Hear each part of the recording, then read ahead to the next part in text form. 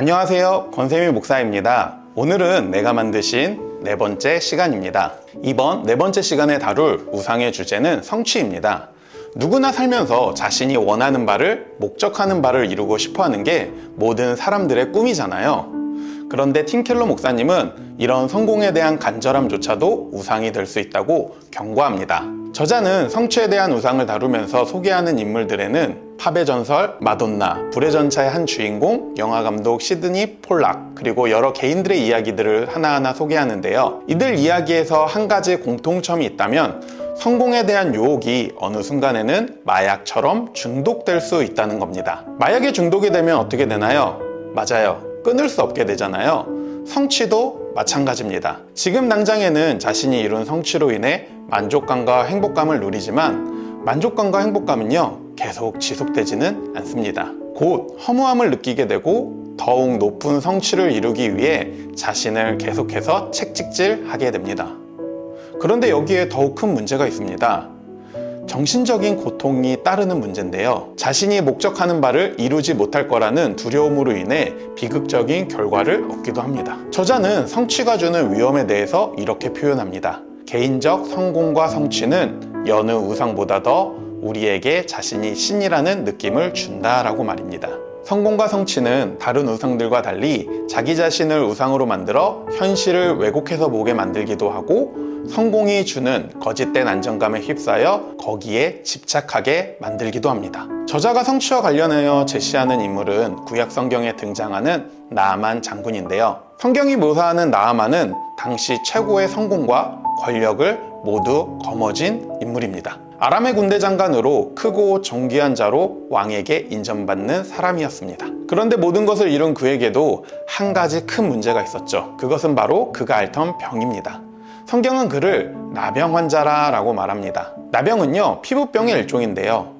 성경에서 말하는 나병은 요즘 우리가 일반적으로 생각하는 단순한 피부병이 아닙니다. 손이나 발, 코 이런 부위들이 뭉개지거나 일그러지는 아주 무서운 병입니다. 결국에는 피부가 썩어서 죽게 되는 아주 끔찍한 병이 바로 나병입니다. 그런데 이 병에는 더 큰 문제가 있습니다. 바로 강한 전염성입니다. 이 병이 다른 사람에게 옮습니다. 그래서 성경은 나병에 걸린 사람을 부정하게 여겨 진이나 성 밖에 살게 합니다. 공동체를 지키기 위해 나병에 걸린 사람을 격리 조치시키는 거죠. 생각해보면 모든 것을 성취했다고 해도, 권력이 있다고 해도 나병에 걸리면 한순간에 끝인 인생입니다. 공동체 안에 들어갈 수 없다면 성취도, 성공도, 능력도 아무 소용없는 거죠. 그런데 알다시피 이 이야기의 전개가 참으로 흥미롭습니다. 나아만은 아내가 부리던 여종을 통해 이스라엘 선지자 엘리사가 나병을 고칠 수 있다는 말을 듣게 됩니다. 그 말을 들은 나아만은 많은 재물과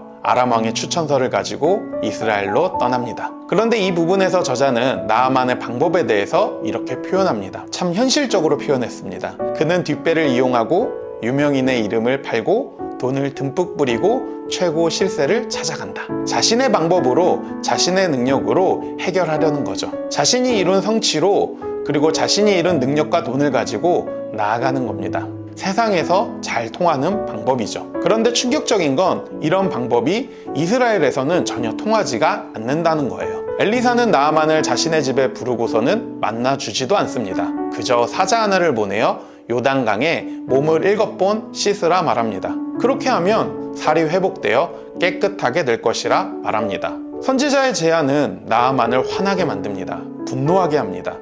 고작 이따위 방법으로 자신의 병이 고쳐지겠냐라는 겁니다. 자신의 예상과 완전 빗나간 것에 대한 분노인 거죠. 이에 대해 저자는 하나님의 은혜는 얻어내는 게 아니라 거저받는 것이라 말합니다. 그냥 씻으라는 명령을 통해 자신의 연약함과 무력함을 인정하고 구원을 값없이 선물로 받아들이라는 겁니다. 나아만 이야기에서 저자가 아주 중요하게 생각하는 인물이 있습니다.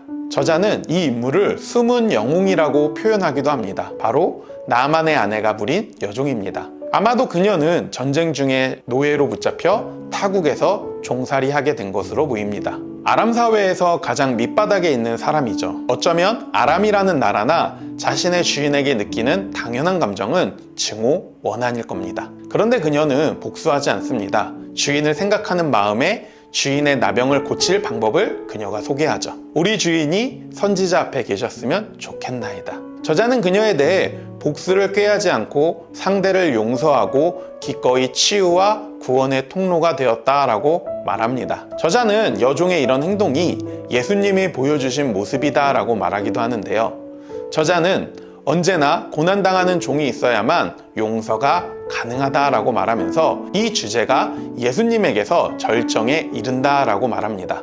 저자는 성취라는 우상을 벗어나는 유일한 방법으로 자신의 연약함과 결핍을 인정하라라고 말합니다. 예수님의 구원은 힘으로 받는 게 아니라 연약함과 결핍을 인정해야 받는다. 그 구원은 힘으로 이루어지는 게 아니라 복종과 섬김과 희생과 죽음을 통해 이루어졌다. 저는 저자가 제시하는 성취라는 우상이 우리 사회에 경종을 울리고 있다라고 생각합니다. 요즘 우리 사회를 보면 많은 사람들이 자신이 이룬 성취, 자신이 이룬 업적을 얼마나 열심히 PR하고 있습니까? 그것을 SNS 그리고 각종 미디어들을 통해 빠른 속도로 많은 사람들에게 전파하고 있습니다. 사람들은 위대한 성취나 위대한 업적을 이룬 사람에 대해 열광하기도 하고 자기 자신도 그 사람의 방법으로 성공을 이루려고 합니다. 그래서 많은 사람들이 인플루언서가 되어서 많은 사람들에게 영향을 미치고자 하죠. 문제는 사람들의 과도한 관심이 성취를 이룬 사람을 변하게 만드는데요. 마치 자기가 특별한 사람으로 느껴 다른 사람에게 갑질해도 된다라고 생각하면서 그렇게 하는 경우들을 간혹 보게 됩니다. 그래서 한순간에 인생이 추락하게 되는 경우들을 보는 거죠. 자신이 이룬 성취로 인해 교만해져서 자신의 연약함을 보지 못하는 겁니다. 어쩌면 우리가 살아가야 할 삶의 모습은 끊임없이 자신의 연약함과 부족함을 인정하고 겸손함으로 살아가는 것이 아닐까 오늘 다시 생각해 보게 되었습니다. 그럼 준비한 오늘 영상은 여기까지고요. 오늘 보신 영상이 좋으셨다면 좋아요, 댓글, 구독 눌러주세요. 그럼 다음 시간에는 우리가 다룰 주제는 권력입니다. 참으로 궁금한 주제고요. 많이들 궁금하시죠? 그럼 다음 시간에 만나도록 하겠습니다. 안녕!